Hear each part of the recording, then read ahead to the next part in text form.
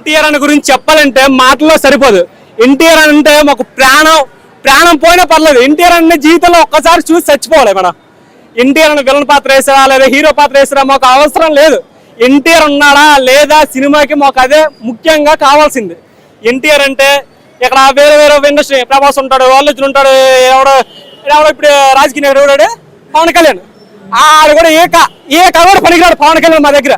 ఎన్టీఆర్ సరే పవన్ కళ్యాణ్ కాదు అల్లర్జున్ కూడా ఎవడైనా సరే ఏక పనికిరాడు. NTR one of the hero.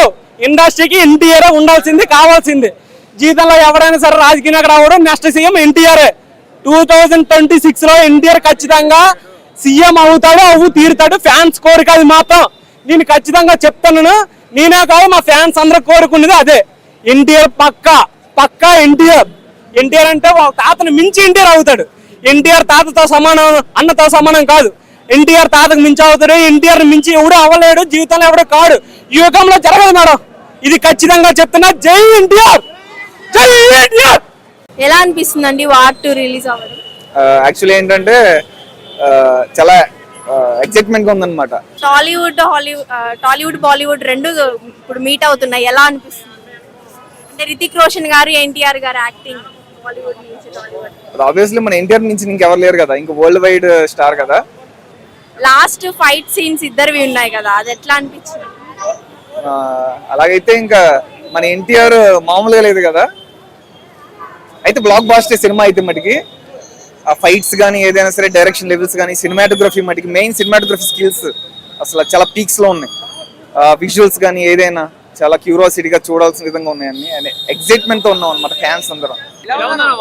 War two ఏడాదికి ఒకసారి వస్తుంది దసరా. ఎన్టీఆర్ సినిమా వచ్చినప్పుడల్లా దసరానే. డైలాగ్ చూస్తే అది మనం చెప్పొద్దు. ఇక పెద్దల గురించి చెప్పేంత అర్హత మనకు లేదు, దాన్ని చెప్పు లేదు.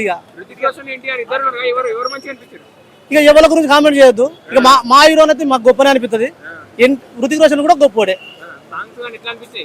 సాంగ్స్ లో ఇద్దరు పోటీ నటించారు, కానీ మా ఎన్టీఆర్ గొప్ప. కూలి వచ్చినా పనుడు వచ్చినా వార్ 2 వాళ్ళందరికి వార్నింగ్ ఇచ్చినట్టే ఉంటది. వార్ 2 గొప్ప సినిమా. రికార్డ్ బ్రేక్ బద్దలు కొడుతుంది అంతే. ఎన్టీఆర్ యాక్టింగ్ చెప్పాల్సిన అవసరం లేదు మనకి.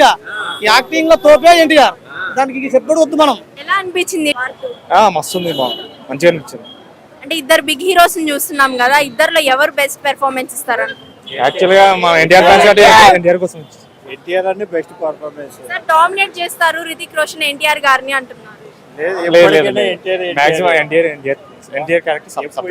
ఈవెంట్ లో అయినా కానీ ఎన్టీఆర్ అన్న చెప్పు కాలం ఎగరేసుకున్నట్టు చేస్తానని, దీంట్లో కూడా కాలం ఎగరేసేటట్టు చేస్తారు అన్న. అంటే ఈ మూవీలో హీరో వచ్చి రితిక్ రోషన్, విలన్ ఎన్టీఆర్ అంటున్నారు. ఏ పాత్ర అయినా కానీ జీవిస్తారు అన్న. డెఫినెట్ గా ఈసారి దేవరా కటింగ్ గా ఎక్కువ వచ్చింది. ఏ బాహుబలి మొత్తం ఏదైనా కానీ నెంబర్ 1 ఫైట్ సీన్స్ అయితే ఈసారి అన్నయ్య ఏ ఈవెంట్ అయినా అన్నయ్య చెప్పు కాలం ఎగరేసేటట్టు చేస్తాను. ఈ సినిమాలో కూడా కాలం ఎగరేసేటట్టు చేశాడు అన్నయ్య కూడా. Number 1 acting super. నెంబర్ 1 గా ఎప్పటికైనా ఎన్టీఆర్ అన్నది లెవెల్ వేరు. సూపర్ గా ఎన్టీఆర్ అయితే ఇంకా డెఫినెట్ గా సూపర్. ఎలా ఉంది అనిపిస్తుందండి వార్ 2? వార్ 2 ఇప్పుడు చూసాం మనం, ఇప్పుడే చూసొచ్చా. ఒక హైలైట్ మేడం. అసలు గూస్ బంప్స్ అంటే గూస్ బంప్స్ వచ్చేస్తున్నాయి. ఎట్లా దేవరాన్ని ఢీ కొడుతుంది అంటారా వార్ 2? నా స్టాప్ గా 4 సినిమాల నుంచి అన్ని సూపర్ హిట్లే ఎన్టీఆర్ అన్ని. ఇది మట్టుకు దానికన్నా అంతకు మించి త్రిబుల్ వార్ 2 ప్రపంచ వ్యాప్తంగా మోగిపోద్ది మేడం. డ్రాగన్ కూడా బాగుంటుంది మేడం. డ్రాగన్ మూవీ కూడా ఇప్పుడు కొత్తగా వస్తుంది. ప్రశాంత్ నీల్ డైరెక్టర్ గారు చాలా గట్టిగా ఉంటుంది. అది దాన్ని మించిన సినిమా ఇంకా ఏది ఉండదో. దాన్ని దిగొట్టాలంటే ఏది ఎవరి వల్ల అవ్వదు.